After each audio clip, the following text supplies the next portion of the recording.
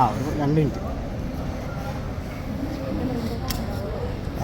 അപ്പോൾ re entry ആണ്, എന്താണ് പറയാനുള്ളത്?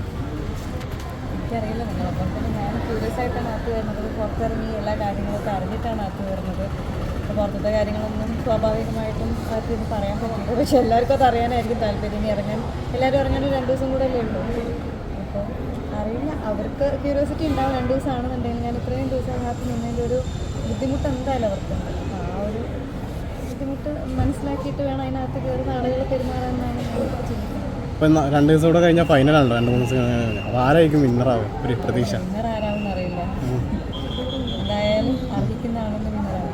ഈ ബിഗ് ബോസിൽ വെയിറ്റ് കാണാൻ പോകുന്ന ആഗ്രഹം ഋഷിയെ തന്നെ കാണാനാണോ?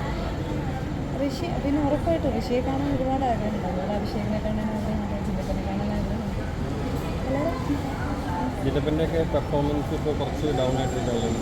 ഇത്രയും ദിവസമായി മനുഷ്യന് ഒരുപാട് പണിയെടുക്കുന്നത് ആരാണെന്നുണ്ടെങ്കിൽ അതിനകത്ത് ഇത്രയും ദിവസം ടയർഡായിപ്പോയി. എല്ലാവരും എന്നാൽ ആരെയായിരിക്കും കൂടുതൽ സപ്പോർട്ട് ചെയ്യുക? അങ്ങനെയൊന്നുമില്ല, നമ്മളടുത്ത് ഇങ്ങോട്ടും ഉള്ള പോലെ തന്നെ എനിക്ക് തിരിച്ചങ്ങോട്ടും നിങ്ങളും അങ്ങനെയല്ല. അങ്ങോട്ടും ഇങ്ങോട്ടും പരസ്പരം ഒരുപോലെ ആയിരിക്കും. നമുക്ക് സ്നേഹം കാണിക്കുന്ന ആൾക്കാർക്ക് നമ്മൾ തിരിച്ച് സ്നേഹം കാണിക്കും. കാണാറുണ്ടോ ബിഗ് ബോസ്?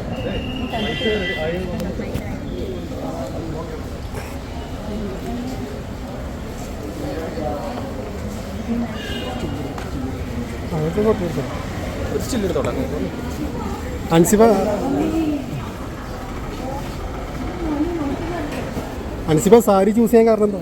വന്നപ്പോഴും സാരി, പോകുമ്പോഴും സാരി. പെട്ടി പെട്ടി പെട്ടി പെട്ടി ഇതാ അങ്ങോട്ട് ഇതാ. കുട്ടി കുട്ടി കുട്ടി കുട്ടി കുട്ടി കുട്ടി കുട്ടി കുട്ടി കുട്ടി കുട്ടി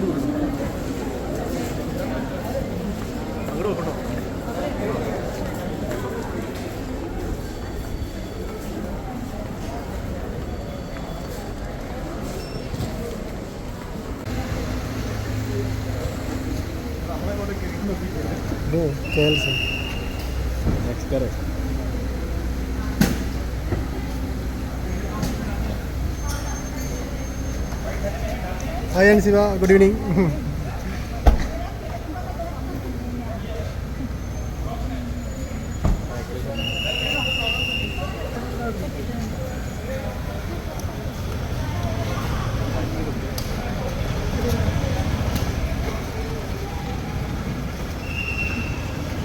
എന്താണ് സെറ്റല്ലേ?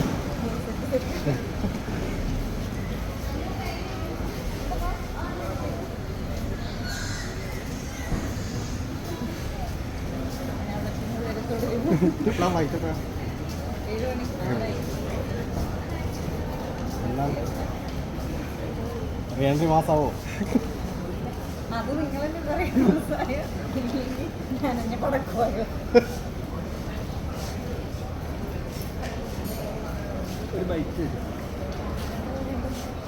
ഒന്ന് സൈഡിലോട്ട് സൈഡിലോട്ട് സൈഡിലോട്ട്.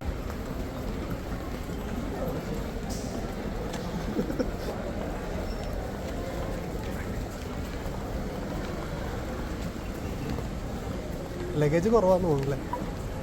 ഇന്നലെ ഗബ്രി 2 പെട്ടിയായിട്ടാണ് പോയത്. ആകെ 2 ദിവസം നിൽക്കാൻ പോകുന്നു. റിട്ടേൺ എന്നായിരിക്കും?